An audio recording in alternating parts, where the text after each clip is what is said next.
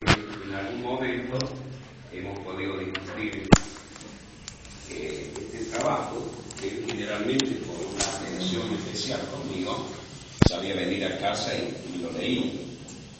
Entonces yo por ahí hablaba algunas cosas que le podían servir o no. Más de una vez me lo agradeció. Bueno, pero el modo mío de agradecerle ahora a él va a ser la lectura del trabajo, y espero que pueda hacerlo bien, por lo menos que todos escuchen y se pueda entender. ¿Sí? Bien.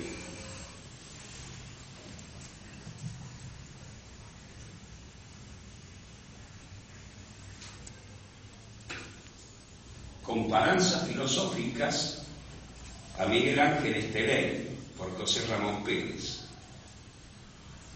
Breve introducción. Una equivocación humana puede ser producto o bien de una alegre infantilidad o bien de una perversión recalcitrante. Aquí intentaremos mostrar que lo que sucede no es debido a los pasos que el hombre da, sino precisamente al camino que ha tomado, pues no todo camino conduce a Roma, como dice equivocadamente el dicho. Efectivamente, cita, un hombre torcido puesto delante de un hombre muy recto le parece más torcido que él, porque no lo entiende. Castellani, Papeles de Benjamín Benavides, página 377. Cada uno, mientras tanto, podrá pescar según carnada y anzuelo, viéndose así lo que entiende del agua del río o del agua del mar en su pesca. Punto primero, comparación entre personas. No en balde vale el dicho, conocido y repetido por todos, de que toda comparación entre personas resulta odiosa en el sentido preciso que ofende inexorablemente a los dos términos, se podrá decir términos, comparados, o sea, los deja muy mal parados, aunque en realidad de verdad quien queda mal parado es más bien aquel a quien se le ocurre hacer la comparancia, porque el obrar de ese modo muestra a todas luces su ignorancia, no solo de las cuestiones humanas, sino su general ignorancia de todo. En efecto, ya los griegos habían claramente señalado que lo individual es inefable, o sea, resistente al conocimiento científico. Es imposible, en efecto, la ciencia sin el concepto y este universal, cuando el individuo como tal no es precisamente universal. De los individuos que se conocen, el individuo más individual de todos es el hombre, y lo es por ser el único que, por el mismo conocimiento de que es capaz, o el capas ente de Domine de Aquín, se da cuenta cabal de su precisa situación individual. Ante ella nos sorprende el asombro, por no decir la misma sorpresa, pues resulta que, como ya lo señaló el viejo Aristóteles, el alma del hombre puede hacerse todas las cosas por su capacidad cognoscitiva, o, como lo dice figurativamente Leopoldo Marechal, este mismo hombre puede fabricarse en su cabeza un planetario de juguete, embriagándose en su juego laberíntico, salud Borges, pero sabiendo de seguro que de todo laberinto se sale por arriba. Sí, a no dudar que con solo ser un griego o un estudioso de su claridad ática, se da uno cuenta que así declara esta cosa. Pero también resulta claro, muy claro, que ese mismo hombre tiene un dentro del que resulta imposible lograr una fotografía, intentando luego enviar esa foto digital para que figure en una gran representación o congreso mundial global. Es esa la razón por lo que se lo ve al griego sintiéndose permanentemente solo en el universo.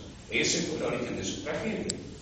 Inventando los dioses un banquete mítico, Platón, y en una mesa política, Aristóteles, no pudiendo nunca conciliar sus dioses con la verdad del ser, o sea, buscando incansablemente esa unidad del cosmos, de la polis, de los dioses y de sí mismo, de esa interioridad suya, exclusiva siempre de su corazón racional.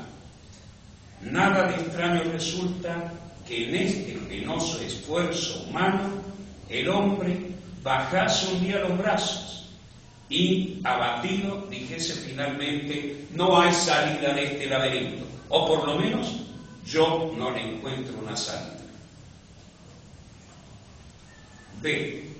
De la inefabilidad humana, según queda dicho por los griegos, tanto en su filosofía como en sus tragedias, pasamos a la unicidad del hombre entre los medievales. Único es Dios, único es este mundo, único el hombre y única, exclusivamente única, es la historia de la relación entre Dios y el hombre, pues apareció en el tiempo oportuno la soldadura ortogénica de ambos, el Dios hombre castellano. Tal como me suele a menudo acontecer, vino el amigo memorioso a leerme yo estas líneas recién escritas y me recordó los versos de Martín Fierro: uno es el sol, uno el mundo, sola y única es la luna. Ansían de saber que Dios no crió cantidad ninguna. El ser de todos los seres solo formó la unidad. Lo demás lo ha criado el hombre después que aprendió a contar.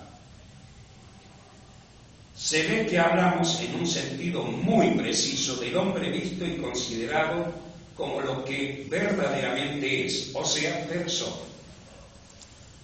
Sigue el hombre conservando, como lo fue entre los griegos, en todo el universo mundo, es lo que posibilitó que las palabras en labios de Eloísa, dirigidas a su Abelardo, tú, mi único, fuesen verdaderas, porque fueron templadas en la fragua en el fuego de la boca del mismo Dios Padre, dirigidas a su único Hijo, tú, mi Hijo muy amado. El soplo del Dios Creador se apareció como el soplo del Dios Redentor, única ocurrencia única del Dios uno y trino. Tal apareció para el hombre medieval en la verdad de la fe, en su esperanza verdadera y por lo tanto en su amor requete verdadero, es decir, auténtico.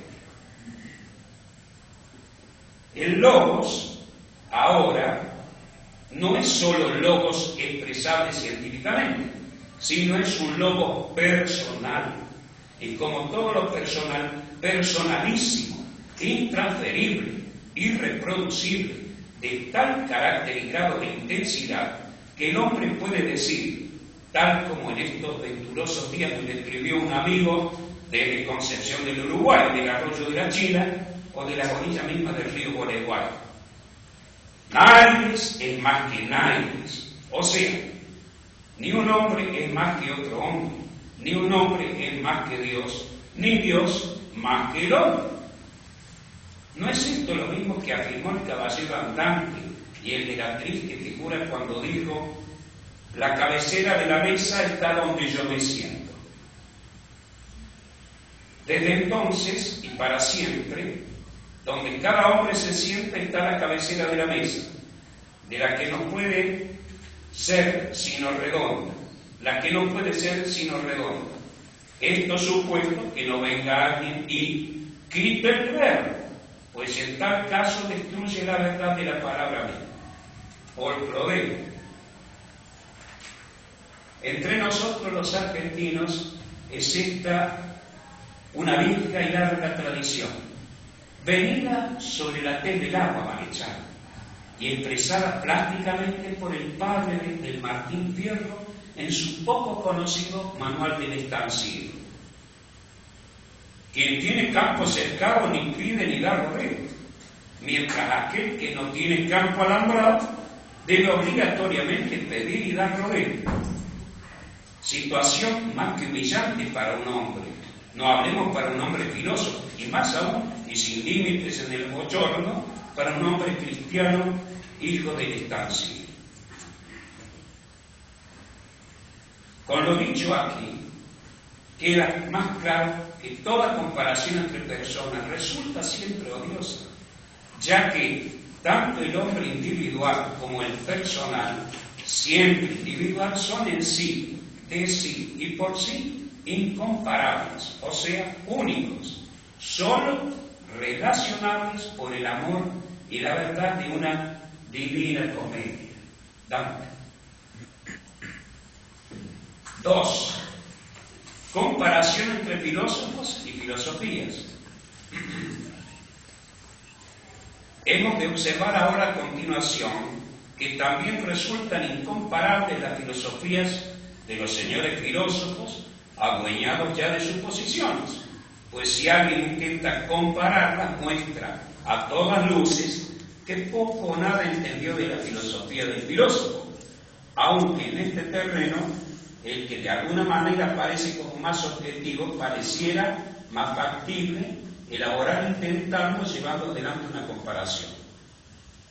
Sin embargo, no es esto posible sin ofender a la dama de Boecio, al mismo filósofo y sobre todo sin auto-ofenderse, al aparecer uno mismo como una repetidora cacatúa que pronuncia palabras muy sonoras a veces, pero siempre vacías de inteligibilidad y de verdad.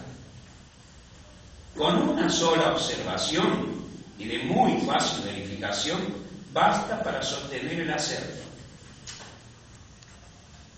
¿Alguien ha visto alguna vez a un filósofo en el intento de comparar su propia filosofía con la filosofía de otro filósofo? Eso no se ha visto jamás, ni tampoco nunca se verá. Estas comparaciones solamente se le ocurren a los alumnos de la escuela. Lo mismo se comportan los estudiantes de la cátedra, quienes con intención no de entender lo que dice y señala el profesor, sino con esa intención inocente, pero aviesa de grabar las palabras de su contestación, para así ir corriendo a la otra cátedra y contarle al otro profesor lo que logró expresar en su grabador. Es esta una típica diversión de juveniles alumnos, los que no teniendo aún ciencia propia elaborada por ellos mismos, se divierten sobremanera viendo la acalorada discusión que producen estos mismos chismes, ni más ni menos que esos gurises que pescan siempre en la orilla de los arroyos como carreros. Esta situación ha sido vivida por todo profesor de filosofía y por todo profesor en general. Por ejemplo, es clásica la experiencia de Fray Luis de León cuando la Inquisición española lo encarceló durante 5 años por el solo hecho de haberse atrevido a comentar, narrando, lo que se le ocurrió decir a Salomón de su Sulamita, no resultando extraño que él mismo, el fraile, escribiese lo siguiente, como si dijese, más, ¿para qué me canso con quien ni me cree ni me entiende? Fray Luis de León, Exposición del Libro de Job. No otra cosa quise yo significar cuando escribí en Memoria, Amor y Verdad 2, 1992, y repetí en el año 2007 en reiterativa Memoria de un Vigilante, página 57. ¿Para qué camino si no tiene ni siquiera veredas, me digo yo solo buscando vecino? Lo que se refiere al hecho mismo de mis propios pasos, como, y esto es lo más importante, al hecho de que haya camino, pues, ¿qué sentido pueden tener los pasos no habiendo camino? Pero, si afirmé que no se pueden comparar entre sí la filosofía de dos filósofos, me veo en la obligación de explicar el porqué de esta imposibilidad.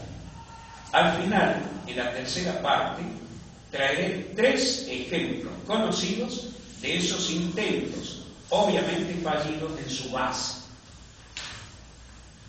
Y bien, la pregunta que cabe es la siguiente. ¿Cómo y por qué se origina la pregunta que hace que un hombre en la misma búsqueda permanente se vuelva filósofo?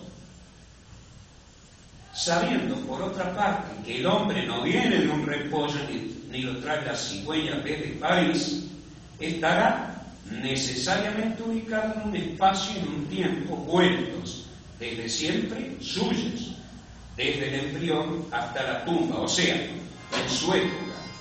Se nos aparece el otro interrogante, entonces. ¿Son todas las épocas, o sea, los tiempos y los lugares iguales? Obviamente que no. ¿Qué es entonces lo que hace que una época sea distinta de otra época? La respuesta es muy simple para quien haya siquiera incursionado un poquito en las descoloridas páginas de la historia occidental. Si una época se constituye como tal época debido al hecho manifiesto de que los especialistas de lo humano y de lo divino, o sea, los filósofos, no solo buscaron y formularon en notas claras la filosofía, sino también indicaron el método preciso, es decir, el camino adecuado para hacerlo, lográndolo, se deduce que esa época deja de ser tal porque, habiéndose extraviado y cambiado ese método, se adoptó otro método distinto, dando así origen a una nueva época. Hay por eso mismo distintas épocas por sus diversos caminos de allegamiento originantes de las diversas filosofías. Habiendo diversas épocas, hay diversos caminos y distintos andantes en ellos, aunque, desde ya lo digo, no cualquier andante es caballero, puntualizó con sobrado acierto Don Quijote, agregando yo, aunque viaje no en jeep y no más a caballo, como mi abuelo y mi padre uruguayos en la banda oriental del río Uruguay. ¿Qué se deduce de todo este preludio? Digo bien, preludio en esta anunciada guitarreada de contrapunto, que no se puede en absoluto entender qué dijeron y escribieron los filósofos de lo que ellos encontraron e indicaron una y otra vez sobre el mundo, el hombre y los dioses, si no se comprende en primer término el camino que eligieron o inventaron o encontraron, que eso mismo originariamente significó el término inventar, para así dejar grabadas sus severas observaciones en precisos conceptos y en rigurosa ciencia, su filosofía. Sin lógica, nadie se atreve a entrar en este lugar. Estaba escrito en letras de molde en el frontispicio de la Academia de Platón. Y vaya, si no fue, es y será así. Con solo analizar a vuelo de pájaro, se pueden observar los diversos paisajes históricos